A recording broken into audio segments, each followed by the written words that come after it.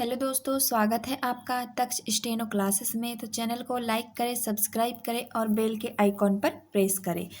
तो दोस्तों, आज हम देखते हैं कटे हुए व्यंजन का प्रयोग। कटे हुए व्यंजन मतलब जो रेखाएं कटी हुई होती है उनका हम प्रयोग कैसे कर सकते हैं ये देखते हैं, क्योंकि हमें आगे इसी तरह देखते जाना है कैसे वर्ड लिखने हैं, कैसे कैसे वर्ड बनेंगे। तो हम कटे हुए व्यंजन आएंगे तो उसमें कहाँ कैसा यूज़ करना है उन्हें, उसके लिए हमें ये जानना ज़रूरी है कि जब कटे हुए व्यंजन आएंगे तो उन्हें किस तरफ हमें काटना है। तो देखते हैं हम यहाँ पर क वर्ग। क वर्ग के ख और घ। क वर्ग में 4 लेटर आते हैं, क ख ग घ।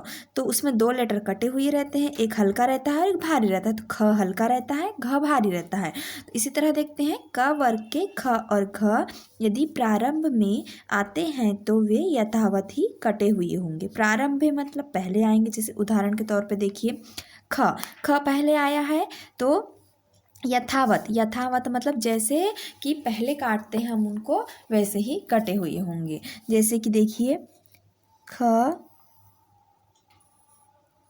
त। अब देखिए खत में देखिए कि जो एक खत है तो ख की आउटलाइन हल्की है और प्रारंभ में हमें इसे काट दिया है त। जैसे घ र। ओके, तो घर को हमें कैसा करना है कि घ की जो आउटलाइन है उसे डार्क करना है और ख की आउटलाइन हल्की पेंसिल चलानी है। तो आपको यहाँ पर जब आप स्वयं करेंगे तब आसानी से समझ में आ जाएगा हल्का और डार्क का अंतर। ख हल्का, घ भारी। तो देखिए हमको ख जब प्रारंभ में आया है तो सामने से काट दिए हैं। अब देखते हैं दूसरा नियम। यदि क वर्ग के ख और घ व्यंजन अक्षर के अंत में आते हैं तो इसे प्रारंभ में न काटते हुए अंत में नीचे की ओर काटेंगे। अब देखिए यहाँ पर ये हमने एक अक्षर लिखा है तो पहले म आया है और ख बाद में आया है। इसमें भी म पहले आया है, घ बाद में आया है। तो ख कटा हुआ व्यंजन है तो हम इसे क्या करेंगे, पहले म ख। अब ख को हम किस तरफ काटेंगे, नीचे की ओर। यहाँ लिखा है नीचे की ओर कटा हुआ होगा। म घ। घ की आउटलाइन थोड़ी डार्क, नीचे से कटा हुआ। ठीक है, अब देखते हैं यदि क वर्ग के ख और घ व्यंजन अक्षर के मध्य में आते हैं तो इनको बीचों बीच से काटा जाएगा। मध्य में मतलब बीच में आए। जैसे देखिए ख देखिए आपके बीच में दिख रहा है, म पहले है, म बाद में है, ख बीच में आए। तो कैसे काटेंगे, बीचों बीच से। म ख म ल। पहले आउटलाइन पूरी लिख लेनी है, उसके बाद हमें बीचों बीच से बीच का भाग देख के काट देना है। ओके, मखमल। अब देखते हैं सेकंड नियम। यदि च वर्ग के छ और झ व्यंजन अक्षर के प्रारंभ में आते हैं तो ये व्यंजन यथावत ही कटे हुए रहेंगे। अब देखिए क वर्ग में 2 लेटर कटे हुए रहते हैं, ख और घ। हल्का और भारी पता है आपको, ख और घ कटे रहते हैं। उसी तरह च वर्ग में भी 2 लेटर कटे हुए रहेंगे, छ और ये झ।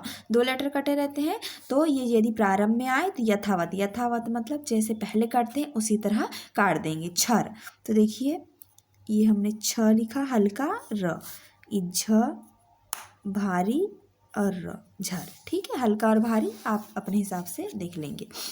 यदि च वर्ग के छ और झ अक्षर के अंत में आते हैं मतलब लास्ट में आते हैं तो इनको दाहिने तरफ। ये हमारा बायां हाथ है, ये हमारा दायां हाथ है। दाहिने तरफ बोला, अब हम बताते हैं। देखिए ये हमने पहले क और ये छ लिखे।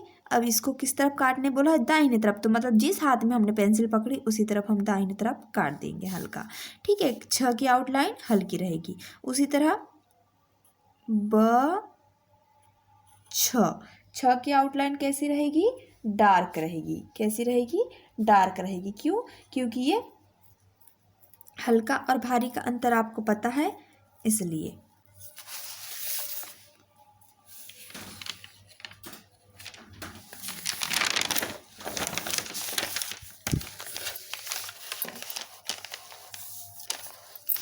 अब देखते हैं च वर्ग के छ और झ व्यंजन अक्षर के मध्य में आते हैं तो इनको 1/4 अर्थात 1/4 अर्थात 1/4 भाग में काटा जाएगा। अब देखिए 1/4 मतलब आधे का आधा करना है हमको। ठीक है, जैसे कि क छ क।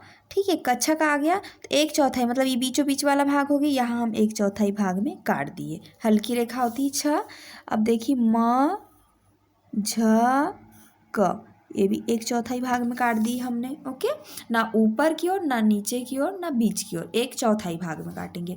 अब देखिए तीसरा नियम क्या कहता है हमारा, यदि ट वर्ग के ठ और ढ व्यंजन अक्षरों के प्रारंभ में आते हैं तो यथावत कटेंगे। अब कौन सा वर्ग आया, ट वर्ग आया। ट वर्ग में भी 2 व्यंजन कटे रहते हैं, ठ और ढ।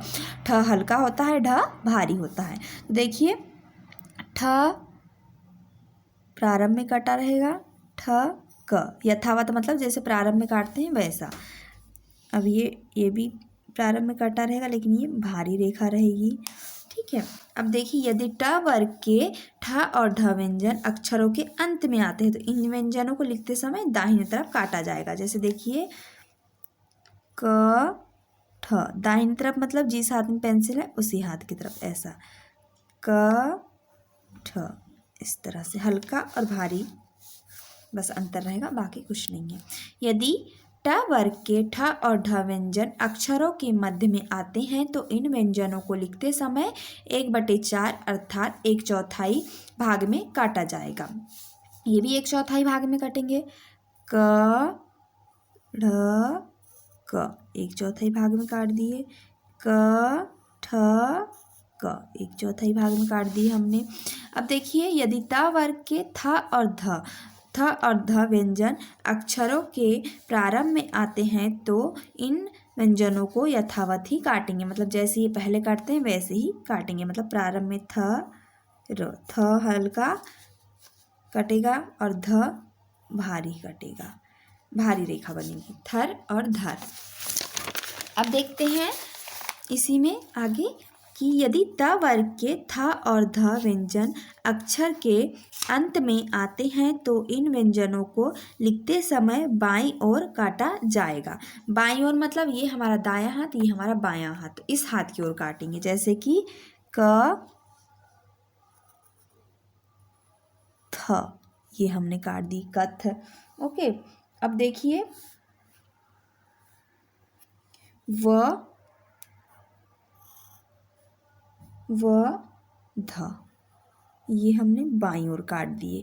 ये हल्का और थ हल्का, ध भारी। अब देखिए यदि त वर्ग के थ और ध व्यंजन अक्षरों के मध्य में आते हैं तो इन्हें इस प्रकार लिखते हैं कि लिखते समय आधे भाग में काटा जाएगा। मतलब जैसे हम बाकी अक्षरों को 1/4 में काटा है तो इन्हें 1/4 भाग में नहीं काटना है, बीचों बीच से काटना है, आधे भाग में। जैसे ये थ पहले आया तो थ तो प्रारंभ में कटा ही रहता है, ये थ पहले प्रारंभ में काट दिए हल्की रेखा, फिर र बनाए, फिर से थ आया तो थ को इस तरह से बना दिए र। अब बीचों बीच से काट दिए थ को, थर थर बन गया। अब धर धर, तो ध पहले से काटा हुआ है, भारी रेखा है, ध र ध र। अब इस ध को हमने बीचों बीच से काट दिया। थर थर और धर धर की आउटलाइन सेम, बिल्कुल सेम है, लेकिन फर्क सिर्फ यही है कि हल्के और भारी का।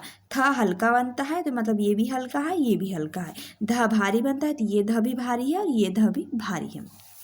अब देखिए आगे, यदि प वर्ग के फ और भ व्यंजन अक्षरों के प्रारंभ में आते हैं तो इस प्रकार के व्यंजन यथावत कटेंगे। अब देखिए कौन सा वर्ग आया हमारा, प वर्ग आया। प वर्ग में भी फ और भ दोनों व्यंजन कटे रहते हैं। फ रहता है हल्का, भ रहता है भारी।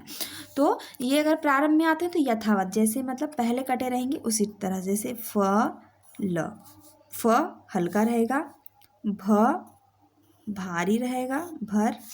ठीक है, अब देखिए प वर्ग के फ और भ व्यंजन अक्षरों के अंत में आते हैं तो दाहिने तरफ काटा जाएगा। दाहिने तरफ मतलब हमारा जिस हाथ में पेंसिल है वो दायां हाथ है। जैसे कि र फ, दाहिने तरफ काट दिए, ल भ, फ की आउटलाइन हल्की, भ की डार्क। ओके, अब देखते हैं यदि प वर्ग के फ और भ व्यंजन अक्षरों के मध्य में आते हैं तो इन व्यंजनों को लिखते समय 1/4 अर्थात 1/4 भाग में काटा जाएगा।